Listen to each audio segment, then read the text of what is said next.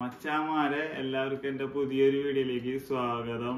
നിങ്ങൾ എൻ്റെ വീഡിയോ ആദ്യമായിട്ട് കാണുന്ന ആൾക്കാരെന്ന് വെച്ച് കഴിഞ്ഞാൽ ലൈക്ക് ചെയ്യുക, സബ്സ്ക്രൈബ് ചെയ്യുക, ബെൽ ബട്ടൺ അമർത്തുക. ഇന്നിപ്പോൾ നമ്മൾ സംസാരിക്കാൻ പോണ കാര്യം എന്ന് പറഞ്ഞാൽ നമ്മളൊരു സുഹൃത്ത് ചെറിയ ഡൗട്ടുകളും കാര്യങ്ങളുണ്ട്. അപ്പം എന്തായാലും നമുക്ക് ആ വീഡിയോയിലേക്ക് പോവാം. എന്താണ് സുഹൃത്തിന് ഡൗട്ട് എന്ന് സുഹൃത്ത് തന്നെ പറയട്ടെ. പക്ഷേ നമുക്ക് SIP കുറിച്ച് ഒന്ന് അറിയാൻ സാധിക്കുമോ? എന്താണ് അതിൻ്റെ ഒരു ഇത്? നല്ലൊരു ക്വസ്റ്റ്യൻ. SIP എന്ന് പറഞ്ഞു കഴിഞ്ഞാൽ സിമ്പിളായിട്ട് പറഞ്ഞു കഴിഞ്ഞാൽ സിസ്റ്റമാറ്റിക് ഇൻവെസ്റ്റ്മെന്റ് പ്ലാൻ. അതായത് വേറെ തരത്തിൽ പറഞ്ഞ ഷെയർ ഇൻസെന്റീവ് പ്ലാൻ. അപ്പൊ രണ്ട് തരത്തിൽ നമുക്ക് SIP ചേരാം. ഒന്നെന്ന് പറഞ്ഞു കഴിഞ്ഞാൽ ബൾക്ക് എമൗണ്ട്, അതായത് 1 ലക്ഷം 2 ലക്ഷം 50,000 ഒറ്റ ടൈമിലെല്ലാം നമുക്ക് ഇൻവെസ്റ്റ് ചെയ്യാം. അതൊന്നും എല്ലാവർക്കും അങ്ങനെ പറ്റണമെന്നില്ല. പിന്നെ രണ്ടാമത്തെ തരത്തിലുള്ളതെന്ന് പറഞ്ഞു കഴിഞ്ഞാൽ വേറെ ഒന്നുമല്ല, നമുക്കൊരു റിക്കറിങ് ഇൻവെസ്റ്റ്മെന്റ്, അതായത് മന്ത്ലി 1000 വെച്ചിട്ട് ഇങ്ങനെ നമുക്ക് എത്ര നാൾ വേണമെങ്കിലും അടയ്ക്കാം. അപ്പൊ നമുക്ക് വേറെ തോന്നുന്ന ഡൗട്ടാണ്, നമുക്ക് അതിനൊരു ഇത് കൊടുക്കേണ്ടത്, ടാക്സ് കൊടുക്കേണ്ടി വരുമെന്ന്. ശരിക്കും പറഞ്ഞാൽ ഒരു 3 വർഷത്തോളം നമ്മൾ ഇങ്ങനെ റിക്കറിങ് ഡെപ്പോസിറ്റ് ആയിട്ട് പോയി കഴിഞ്ഞാൽ ടാക്സ് കൊടുക്കേണ്ട കാര്യമില്ല. അപ്പൊ നിങ്ങൾക്ക് തോന്നും എത്ര ശതമാനം മിനിമം നിങ്ങൾക്ക് റിട്ടേൺസ് കിട്ടുന്നു. നമുക്കൊരു 2014 നമ്മൾ SIP സ്റ്റാർട്ട് ചെയ്തത്. അപ്പോൾ ആ സമയത്ത് എന്ന് പറഞ്ഞു കഴിഞ്ഞാൽ ഒരു 15% നമുക്ക് ഗ്രോത്ത് ഉണ്ടായിരുന്നു.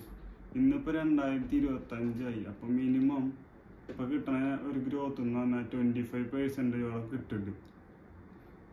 അപ്പൊ പിന്നെ അടുത്തെന്ന് പറഞ്ഞു കഴിഞ്ഞാൽ എത്ര തരം SIP-കളുണ്ട്. അപ്പൊ നമുക്ക് സ്മോൾ ക്യാപ്പ് ഉണ്ട്, മീഡിയം ക്യാപ്പ് ഉണ്ട്, കോൺട്രി ഉണ്ട്, ലാർജ് ക്യാപ്പ് ഉണ്ട്.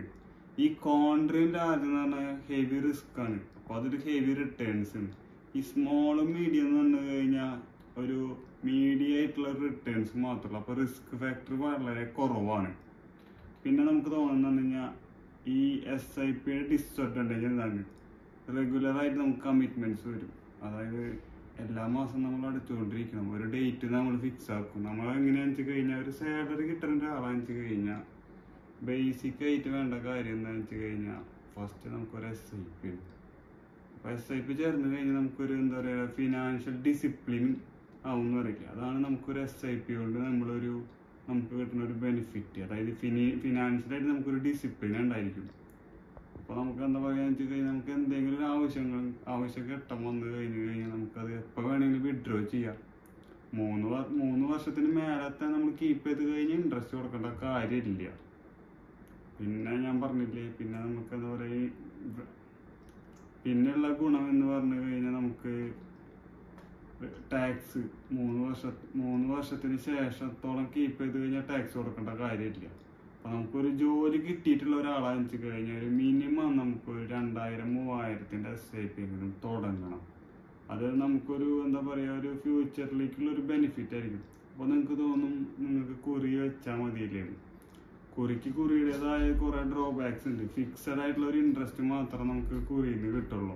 നമുക്കൊരു ഫിക്സഡ് ഡെപ്പോസിറ്റ് ഇട്ട് കഴിഞ്ഞാൽ തന്നെ നമുക്കൊരു 7% കിട്ടുള്ളൂ. 1 ലക്ഷം രൂപയ്ക്ക് 1 ലക്ഷത്തിൽ ഏതൊരു ഇട്ടാലും 7% കിട്ടുള്ളൂ. അതിനേക്കാൾ കൂടുതലായിട്ട് നമുക്ക് ഈ SIP കൂടെ നമുക്ക് നേടാൻ പറ്റും. പിന്നെ രണ്ടാമത്തെ കാര്യം എന്ന് പറഞ്ഞു കഴിഞ്ഞാൽ ഒരു SIP തുടങ്ങാന്ന് പറഞ്ഞു കഴിഞ്ഞാൽ പിന്നെ എന്ന് പറഞ്ഞു കഴിഞ്ഞാൽ നമുക്കൊരു വേറെ കുറിയുടെ കാര്യങ്ങളോ അങ്ങനത്തെ ഒരു കാര്യങ്ങളോ അതിൻ്റെ ആവശ്യമില്ല. ഇന്ന് ഇത്രയുള്ള മച്ചാൻ SIP-യെ കുറിച്ച് ഒരുവിധം കാര്യങ്ങളൊക്കെ ഒരു 20% കാര്യത്തോളം ഞാൻ SIP-യെ കുറിച്ച് പറഞ്ഞു കഴിഞ്ഞു. ഇനി അടുത്ത് എന്തെങ്കിലും ഡൗട്ട് ഉണ്ടെന്ന് വെച്ച് കഴിഞ്ഞാൽ എൻ്റെ വീഡിയോയുടെ അടിയിൽ കമന്റ് ചെയ്ത് കഴിഞ്ഞാൽ ആ ഡൗട്ട് നമുക്ക് ക്ലിയർ ചെയ്ത് തരാം. എന്തായാലും വീഡിയോ ഞാൻ ദീർഘിപ്പിക്കണില്ല. നിങ്ങൾക്ക് വീഡിയോ ഇഷ്ടപ്പെട്ട് കഴിഞ്ഞാൽ ലൈക്ക് ചെയ്യുക, സബ്സ്ക്രൈബ് ചെയ്യുക, ബെൽ ബട്ടൺ അമർത്തുക. എന്തായാലും അടുത്ത വീഡിയോ ആയിട്ട് വീണ്ടും കാണാം.